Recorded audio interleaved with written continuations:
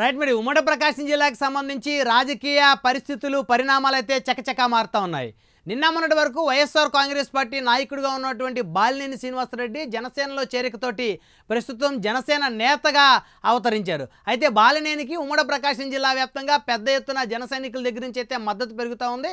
అయితే గతంలో దాదాపు పార్టీ పెట్టి 10 ఏళ్ళు అయినప్పటికీ కూడా ఉమ్మడి ప్రకాశం జిల్లాలో జనసేన పార్టీ ఎదుగు బొదుగు లేకుండా పడున్న పరిస్థితి అందరికీ తెలిసిందే. దాదాపు ఇన్ని సంవత్సరాల నుంచి కూడా జనసేన పార్టీ ఉమ్మడి ప్రకాశం జిల్లా అధ్యక్షుడిగా రియాజ్ ఉన్నారు. అయితే రియాజ్ ఒంగోలు మినహాయించి మిగతా నియోజకవర్గాల్లో పార్టీ బలోపేతానికి చేసినటువంటి కృషి అయితే శూన్యం అని చెప్పుకోవచ్చు.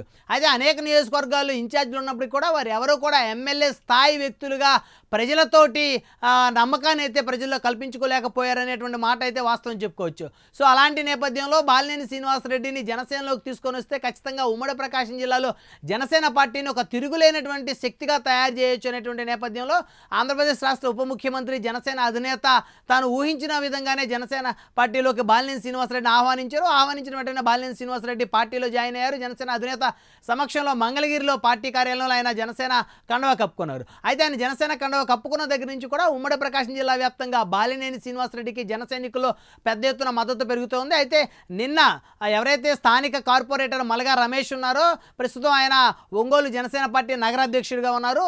మలగా రమేష్ దాదాపు 100 మంది కార్యకర్తలతోటి బాలినేని శ్రీనివాసరెడ్డిని కలవటం ఏదైతే ఉందో నగరంలో సంచలనంగా మారింది. అయితే నిన్న మొన్నటి వరకు కూడా మలగా రమేష్ జనసేన పార్టీకి సంబంధించి కార్పొరేటర్గా నగరాధ్యక్షుడిగా ఉన్నారు. అదేవిధంగా ఉమ్మడి ప్రకాశం జిల్లాకు చెందినటువంటి ఎవరైతే జనసేన అధ్యక్షుడు రియాజ్ ఉన్నారో రియాజ్తో పాటు సన్నిహితంగా ఉన్నారు. అయితే ఎప్పుడైతే బాలినేని శ్రీనివాసరెడ్డి జనసేనలో చేరారో ఇక ఉమ్మడి ప్రకాశం జిల్లా మొత్తం కూడా బాలినేని శ్రీనివాసరెడ్డి అండర్లోనే నడుస్తుందనేటువంటి ఒక అభిప్రాయం అయితే జిల్లా వ్యాప్తంగా ఉన్నటువంటి జన సైనికులు అయితే ఖచ్చితంగా ఉందని చెప్పుకోవచ్చు.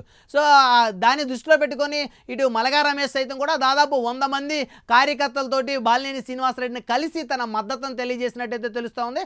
రానున్న రోజుల్లో ఖచ్చితంగా ఉమ్మడి ప్రకాశం జిల్లాలో బాలినేని శ్రీనివాసరెడ్డి జనసేన పార్టీలో ఒక బలమైనటువంటి నేతగా బలమైనటువంటి శక్తిగా అవతరిస్తారని చెప్పుకోవడంలో ఎలాంటి అతిశయోక్తి లేదని చెప్పొచ్చు.